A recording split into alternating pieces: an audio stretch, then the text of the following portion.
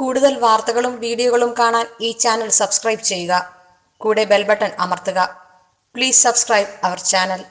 നമസ്കാരം എല്ലാ മാന്യ പ്രേക്ഷകർക്കും എൻ്റെ ഈ എളിയ എപ്പിസോഡിലേക്ക് ഹാർദവമായ സ്വാഗതം. ഇന്ന് വന്ന ഒരു കമൻ്റാണ്, ഉപ്പുപാത്രം താഴെ വീണു സാറേ, ഉപ്പുപാത്രം താഴെ വീണ് കഴിഞ്ഞാൽ, കലത്തിലാണ് ഉപ്പിട്ട് വെക്കുന്നത്, ഉപ്പുപാത്രം താഴെ വീണ് കഴിഞ്ഞാൽ ദോഷമാണെന്ന് പറയപ്പെടുന്നു. നേരാണോ? സംശയമില്ല, ദോഷമാണ്. എല്ലാത്തിനും നിമിത്തങ്ങളെന്നാണ് പറയുന്നത്. ഓരോന്ന് കാണുമ്പോൾ നമ്മൾ ക്ഷേത്രത്തിലൊരു ദേവപ്രശ്നം വെക്കണമെങ്കിൽ അവിടെ എന്തെങ്കിലും നിമിത്തം കണ്ടിട്ടാ അല്ലേ? വീട്ടിലൊരു ചേര കയറുക, സർപ്പം കയറുക, മറ്റു കാര്യങ്ങൾ കാണുവാണെങ്കിൽ അവിടെ ഒരു നിമിത്തം കണ്ടിട്ടാണ്. ഒരു ഇടിവെട്ടുക, മറ്റു കാര്യങ്ങളൊക്കെ ചെയ്യുകയാണെങ്കിൽ ഒരു നിമിത്തം കണ്ടിട്ടാണ്. അന്നേരമാണ് പഴയ ആൾക്കാരൊക്കെ പറയുന്നത്, എന്തോ വരാനിരിക്കുന്നു, എല്ലാ സൂചനകളാണ്. ഒരു ജ്യോത്സ്യനെ ചെന്ന് കണ്ടൊന്ന് നോക്കിച്ചാട്ടെ. ഉപ്പുപാത്രം താഴെ വീണ് ഉടഞ്ഞെറിഞ്ഞാൽ അത്യന്തം ഗ്രഹപ്പിഴയാണെന്നാണ് പറയപ്പെടുന്നത്. ഉപ്പെന്ന് പറഞ്ഞാൽ എന്താ? ഉപ്പ് തൊട്ട് കർപ്പൂരം വരെയെന്നല്ലേ നമ്മൾ പറയാ. ഉപ്പിന് ഒരുപാട് മാനുഷിക ശക്തിയല്ല, അതിശക്തിയുള്ള ഒരു സാധനമാണ് ഉപ്പെന്ന് പറയുന്നത്. ഉപ്പിന് എല്ലാത്തിനെയും നശിപ്പിക്കാൻ കഴിവുള്ള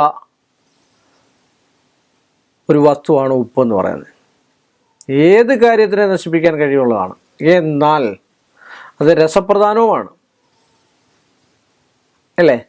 ഇച്ചിരി ഉപ്പും പുളിയും കൂടെ കൂട്ടി നമുക്ക് നാക്കി വെച്ച് നോക്കി ഇല്ലേ? അപ്പം തന്നെ നമ്മുടെ നാക്കിൽ നിന്ന് വെള്ളം വന്നു. ഉപ്പ് ടേസ്റ്റ് ചെയ്ത് അച്ചാറിനകത്തിട്ട് നമുക്ക് നമ്മുടെ നാക്കിലോട്ടൊന്ന് വെച്ച് അപ്പം തന്നെ വെള്ളം വന്നു. അപ്പോൾ ഉപ്പിന് നമ്മുടെ ശരീരവുമായിട്ട് നമ്മളെ കണ്ടാൽ മതി. എന്തുകൊണ്ടാണ് വെള്ളം വരിക? ഉപ്പും പുളിയും കൂടെ കണ്ടു കഴിഞ്ഞാൽ, പുളി കണ്ടു കഴിഞ്ഞാൽ നമ്മുടെ നാക്കിൽ നിന്ന് വെള്ളം വരും. അയാളുടെ മാന്ത്രിക ശക്തി വല്ലതും പ്രയോഗിച്ചിട്ടാണോ? അല്ലല്ലോ. അപ്പോൾ ആ പുളിയുമായിട്ടും നമ്മുടെ ശരീരവുമായിട്ടും ഒരു അറ്റാച്ച്മെൻ്റ് ഉണ്ടല്ലേ. പുളിയിൽ നിന്ന് കേൾക്കുമ്പോൾ തന്നെ ചിലപ്പോൾ വായിൽ നിന്ന് വെള്ളം വരാം. അപ്പം അതാണ് ഓരോ കാര്യത്തിലും എല്ലാത്തിനും ശക്തികളുണ്ട്, മാന്ത്രിക ശക്തികളെന്ന് പറയുന്നത്. അതാണ് മാന്ത്രിക ശക്തി എന്ന് പറയുന്നത്. അപ്പോൾ ഉപ്പുപാത്രം കലത്തോടുകൂടി കലത്തിൽ ഉപ്പിട്ട് വെക്കണം, മൺകലത്തിൽ ഉപ്പിട്ട് വെക്കണം. മണ്ണിനെ മാത്രം ഒരിക്കലും ഒരു ദോഷവും ചെയ്യാൻ പറ്റാത്ത ഒരു സാധനമാണ് ഉപ്പ്. തെങ്ങിന് ജീവനും മരണവും ഒക്കെ സംഭവിപ്പിക്കാൻ കൊള്ളാവുന്ന തെങ്ങിന് പോലും വളമിടുന്ന ഉപ്പാണ്. അതാണ് തെങ്ങ് കൽപ്പവൃക്ഷമായിട്ട് നമ്മൾ കാണുന്നതും അതുകൊണ്ടാണ്. അതുകൊണ്ടല്ലേ നമ്മുടെ വീടുകളിലൊക്കെ ഉപ്പുവെള്ളം തിളപ്പിച്ചാറിക്കണമെന്നാണ്.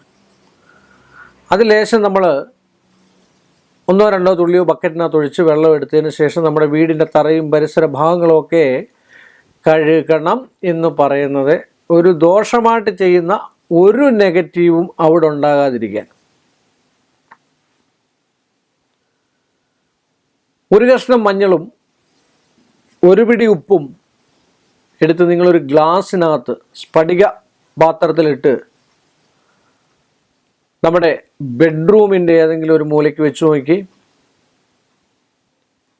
ഒരു കാരണവശാലോ അവിടെ അന്യോന്യം പരസ്പര വിദ്വേഷമോ അല്ലെ അങ്ങോട്ടും ഇങ്ങോട്ടും ഭാര്യാഭർത്താക്കന്മാരുടെ കലഹമോ ഒന്നും ഉണ്ടാകത്തില്ല അല്ലേ? പഴയ കാലത്ത് നമ്മൾ പറയും മാറാമ്പ് ഇതുപോലാണ്. നമ്മൾ കണ്ടിട്ടില്ലേ? നമ്മൾ പിന്നെ അടക്കമൊക്കെ കഴിഞ്ഞിട്ട് ദഹനമൊക്കെ കഴിഞ്ഞതിന് ശേഷം മണ്ണ് നമ്മൾ മൂടി മാറാമ്പ്, വാഴ, തെങ്ങയൊക്കെ വെക്കുന്നത്. നല്ല സ്നേഹമായിട്ടിരിക്കുന്ന ഒരു മാന്ത്രികവുമല്ലിത്. നല്ല സ്നേഹമായിട്ടിരിക്കുന്ന ഒരു ഭാര്യാഭർത്താക്കന്മാർ താമസിക്കുന്ന ഭാഗത്ത് ഈ മാറാമ്പിൻ്റെ തണ്ട് മുറിച്ച് തലതിരിച്ച് ഏതെങ്കിലും മൂലയ്ക്ക് കൊണ്ട് പച്ചില പോലുള്ള വൃക്ഷം നിൽക്കുന്നിടത്ത് നടുകയാണെങ്കിൽ, ചുമ്മാ കുഴിച്ചു വെക്കാൻ കിളുക്കാത്ത രീതിയിൽ കുഴിച്ചു വെക്കുകയാണെങ്കിൽ ഒരു 2 ദിവസം കഴിയുമ്പോൾ തൊട്ട് അവിടെ കലഹം നടക്കും. അത് ആ മാറാമ്പിൻ്റെ, ഞാൻ മുമ്പേ പുളിയെന്ന് പറയുന്ന പോലുള്ളൊരു ശക്തിയാണ് മാറാമ്പിൻ്റെ. അത് അഴുകും തോറും അവിടെ വഴക്കുകളും വിഷയങ്ങളും നടക്കും. ഇതിനൊക്കെ ഓരോ പിന്നെ എന്താ പറയുക, ഒരു പവറുണ്ട്. എല്ലാ വൃക്ഷങ്ങൾക്കും പവറുണ്ട്. ആടലോടകത്തിന് പവറുണ്ട്. അത് പനി മാറ്റുന്ന സാധനമാണ്. പിടിഞ്ഞുള്ളിൽ കഴിച്ചു കഴിഞ്ഞാൽ കഫക്കെട്ട് മാറുന്നതാണ്. എല്ലാത്തിനും എന്ന് പറഞ്ഞ പോലാണ് ഉപ്പ്. ഉപ്പുപാത്രം താഴെ വീണ് കഴിഞ്ഞാൽ അത്യന്തം ഗ്രഹപ്പിഴയാണ്. അവിടെ എന്തൊക്കെയോ സൂചന. ഉപ്പെന്ന് പറഞ്ഞാൽ ഉപ്പ് തൊട്ട് കർപ്പൂരം വരെ, കർപ്പൂരം എന്ന് പറഞ്ഞു കഴിഞ്ഞാൽ നമുക്ക് അവസാനം ചെയ്യുന്നതായിട്ടുള്ള ആരാധനയിൽപ്പെടുന്ന സാധനമാണ് കർപ്പൂരം എന്ന് പറയുന്നത്. അത്രയ്ക്ക് പവറുള്ള സാധനമാണ്.